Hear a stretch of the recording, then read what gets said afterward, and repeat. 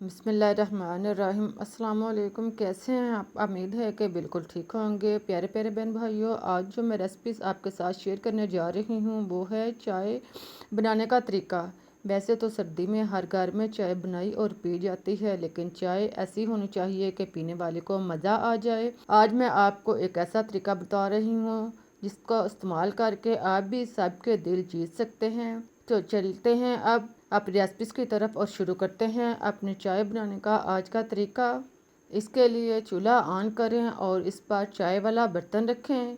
जब बर्तन थोड़ा गर्म हो जाए तो इसमें आधा कप चीनी शामिल करें और चीनी को नॉर्मल आंच पर पिघलने दें। चीनी थोड़ा पिघलना शुरू हो जाए तो इसको साथ साथ हरकत देते जाएं ताकि चीनी जो है वो अच्छी तरह पिघल जाए। देखें चीनी जो है वो अब पिघल चुकी है और उसका रंग भी ब्राउन हो चुका है। जब चीनी मुकम्मल तौर पर पिघल जाए, एक शीरा सा बन जाए, तो इसमें आधा कप पानी, गर्म पानी शामिल करें और इसको चीनी और पानी को खूब अच्छी तरह मिक्स करें और इसका घोल सा बना लें।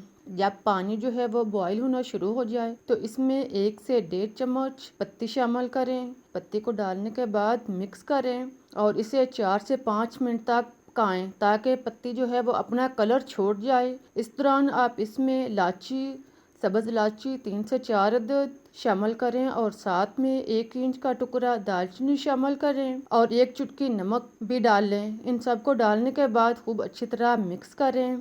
देखें अब हमारे चाय यानी कहवा जो है वो तैयार हो चुका है। अब इसमें 3 प्याली दूध शामिल करें। दूध डालने के बाद इसको खूब अच्छी तरह मिक्स करें और इसे बॉईल होने तक पकाएं। पहले इसको तेज़ आंच पर पकाएं, 3-4 मिनट इसको तेज़ आंच पर पकने दें। जब खूब अच्छी तरह जोश आ जाए तो इसको मिक्स करें और साथ साथ फेंटते जाएं। इसके बाद इसको चूल्हा धीमा करके 4-5 मिनट तक पकने दें। इस दौरान चाय के ऊपर जो बुलाई आएगी इसको चाय के अंदर खूब अच्छी तरह मिक्स करें और इसको 2-3 दफ़ा फेंटें। चाय को फेंटने के बाद आप फिर इसको 4-5 मिनट तक धीमी आंच पर पकने दें। देखें बुलाई जो है वो फिर आना शुरू हो गई है। चाय के अंदर इसको मिक्स करें और इसको फेंटते जाएं। इसके बाद चूल्हा जो है वो 2 मिनट के लिए तेज कर दें और इसको खूब अच्छी तरह जोश आने दें। इसके बाद चूल्हा बंद कर दें। अब हमारी चाय जो है वो रेडी हो चुकी है। अब इसको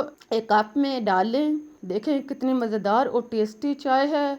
आई होप कि आपको मेरा ये तरीका पसंद आया होगा। अगर पसंद आया है तो लाइक शेयर ज़रूर करें और मेरे चैनल को सब्सक्राइब करना ना भूलें। मुझे इजाज़त दें, मैं फिर मिलूँगी एक नई रेसिपीज़ के साथ। आप जहाँ भी रहें खुश रहें, आबाद रहें। अल्लाह हाफिज़।